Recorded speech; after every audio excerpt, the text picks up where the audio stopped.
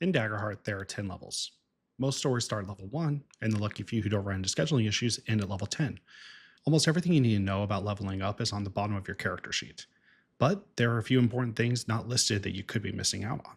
Right now, I am running 10 one-shots, each covering levels 1 through 10. So I felt like this would be a great time to discuss leveling up in case any of my players have any questions. Before we discuss leveling up, please like the video and subscribe to the channel to make sure to not miss out on any future videos. Now, let's not only level up our characters, but our understanding of this awesome game. Now, leveling up is quite different in Daggerheart compared to the other TTRPGs I've played. Aside from standard things you get at each level up, everything you get is completely up to you. So far in your games, has being hit become quite a problem for your character? Increase your evasion. Has your character been more stressed than you previously expected? We all know that feeling. Take an additional stress slot. Is there a character trait that is too low for your liking? Take that level up option to increase it.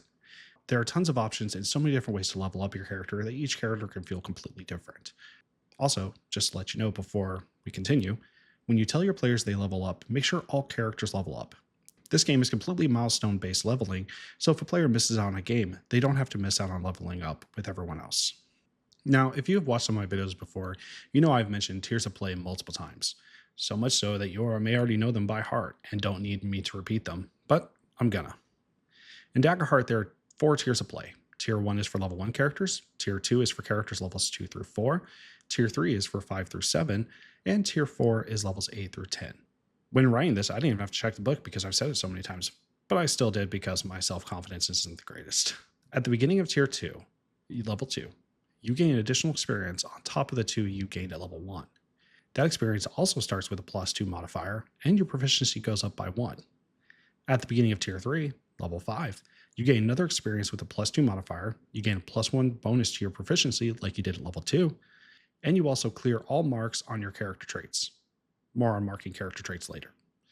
And at Tier 4, you gain yet another experience with a +2 modifier, a +1 to your proficiency, and clear all character traits like you did at level 5. Now, let's discuss what you get at each level up. Like I said before, it is completely up to you. In Daggerheart, you don't have preset advancements like you do in other games. You get to choose 2 of the 6 to 9 options you have at each level. Now, some of those options can be chosen multiple times, and you can tell what those are by looking at the boxes next to the option. Let me explain further. So here we have increasing character traits by +1. As you can see, there are 3 boxes next to that option. That means you can take that option 3 times when you level up. But you may be asking, what about those bolded boxes in tiers 3 and 4? Good eye. These are different. Where before you mark one box and get the bonus, for these you have to mark both before you take the bonus. So if you want to increase your proficiency by 1, you have to choose both of those to gain the benefit of that increased proficiency. So you can really change up how you level up your character, even if you run the same class and subclass in another game. Let's take a look at the options you have in Tier 2. You can choose 2 unmarked character traits and gain a permanent +1 bonus to them. Choose 2 unmarked character traits and gain a permanent +1 bonus to them. Remember to mark the circle by the character trait to remind yourself that you already marked that, in this example here.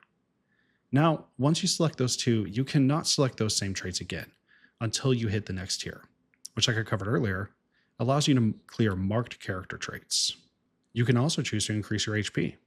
When you take that option, make sure to use a pen or another permanent writing utensil so you don't erase it when you are clearing any damage you took. The last thing you want to do is erase any extra health you gain from leveling up. You can also increase the amount of stress you can take by 1. As advised earlier, make sure to use a permanent writing utensil when outlining this box as well. You can also choose to increase 2 experiences by +1. By doing this, it will help make your character better at something that they're already pretty good at. You can also choose to take an additional domain card from your class's domains at your level or lower. And the final option in Tier 2 is you can gain a permanent +1 bonus to your evasion, if you want to make it a little bit harder for you to be hit. Now let's take a look at the Tier 3 options.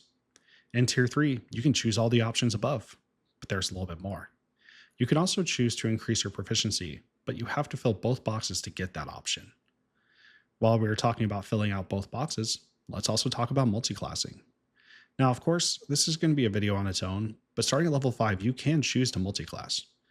But just so you know, if you do take the multiclass option, you cannot take both upgraded subclass cards, so you will have to cross out one of those in either Tier 3 or Tier 4 and the other multiclass option, as you can only multiclass once. Speaking of upgraded subclass cards, let's talk about what those are. There are two types of upgraded subclass cards. You have the Specialization, which is the first one you can get, and Mastery is the second. These are cards specific to your subclass that give you a bonus, such as the Maestro and the Virtuoso cards. If you do choose to take one of the upgraded subclass cards, make sure to cross out the multi-class option for the tier in which you chose for the upgraded class. If you look at the bottom of the leveling up options, you will see a short sentence that says, adjust damage thresholds and take an additional domain card of your level or lower. Every time you level up, your damage threshold goes up by +1. Simply put, you add your level to the initial damage threshold. So let's say at level 1, your threshold was 7 and 15. Once you level 2, it's now 8 and 16. Level 3 is now 9 and 17, and so on. And the final step of leveling up is taking a new domain card. At each level, you can choose a new domain card to add to your loadout. So look at the two domains that encompass your character and choose one from your level or lower, then add it to your loadout. Once you hit level 5, though, if you choose a card that you want to add to your loadout, you will have to put another card into the vault, since you can only have 5 cards in your loadout at a time. And when you level up, if there is a card you want, but you do not choose it at the time, you can replace a card you currently have with a brand new card at your level or lower. I do like this because you can't predict how your character is going to be or how a campaign is going to go down the line. This gives you the option to change a part of your character to better fit the playstyle of you or the campaign that you are in. Now, let's put this into practice as I show you how to level a character from 1 to 10 in Demiplane. Okay, so first thing you gotta do is go up to these 3 lines right next to the name. Click on it, and you will see the Character Builder option. Right here is where all the information is for when you're building a character, but since I already built this character, let's just go to Level Up. Here are all the different options, levels 1 through 10. Now, first thing we gotta do is change our level. You're going to change it from whatever level you currently are to the next one up. So let's create an experience. I already created one for Bookworm. You see how that gives you that has a +2 modifier to it. You can increase your proficiency. And then let's choose what level up options we want. Since Reed is a wizard, I'm assuming he's going to probably get hit a little bit more, is a little bit easier to hit than other classes. So let's select that. And let's also increase his evasion. All right, so we got those two, and increase an HP slot and increase evasion. Now let's choose a domain card. I'm not going to really look into these that much. I don't want to spend too much time trying to figure out what would be an optimal build because I'm probably just going to change it back to level 1 at the end of all this. So let's just select the first option on all of these. All right. So you see here, it is now saving the changes. So now he's level 2. Let's jump up to level 3. I'm going to increase all the experiences, so he's a little bit better. And then I'm also going to increase the traits. And I'm going to increase the knowledge. And I'm going to get rid of that -1 just to turn it into a 0. And then let's choose another card. I'm just going to give him a bunch of books. Makes sense for his character. All right, looks like. And then let's also increase these. I'm going to put increase and then increase. And see, that way you can level up 2 different experiences at each level, which I think is really cool. Makes your character a little bit more, makes your character better at what they already know how to do. So now let's go on to 4. I'm going to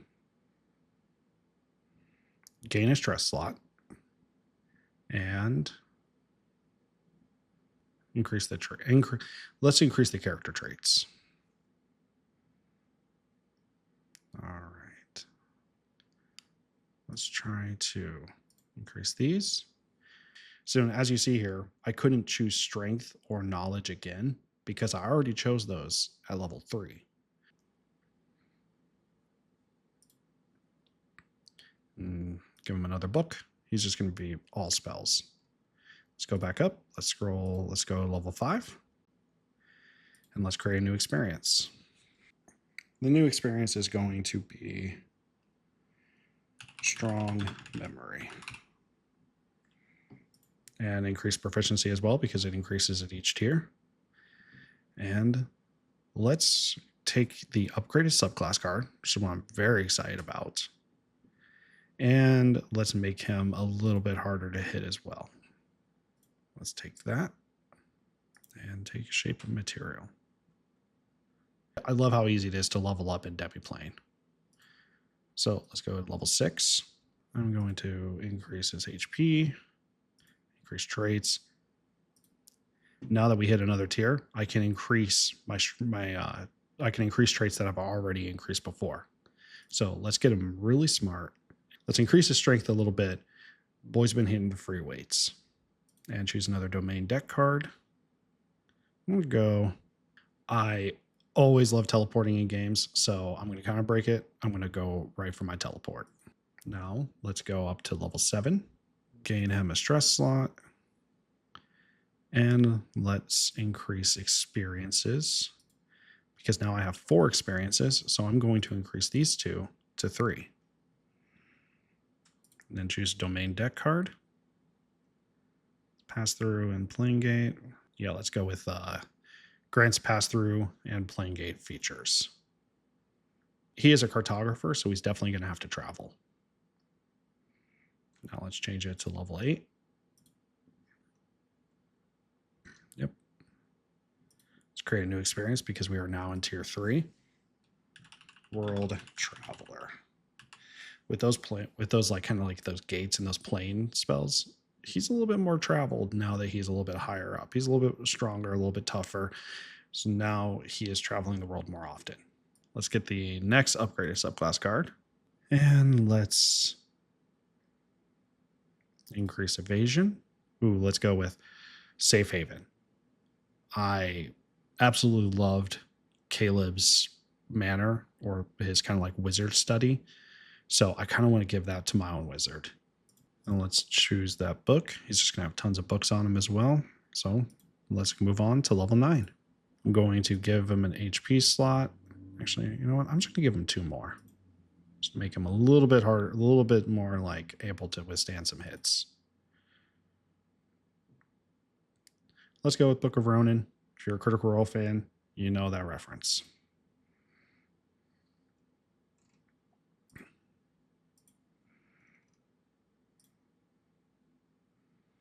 Let's increase the traits. Gain a stress slot. I'm going to choose grants the Time Jammer and Magic Immunity because that sounds pretty cool.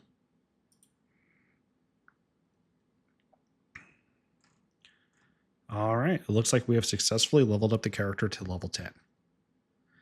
Thank you for watching this part of the video. Now let's go back to previous me, so that way we can close out this video. Leveling up in any TTRPG is one of the most exciting parts of playing.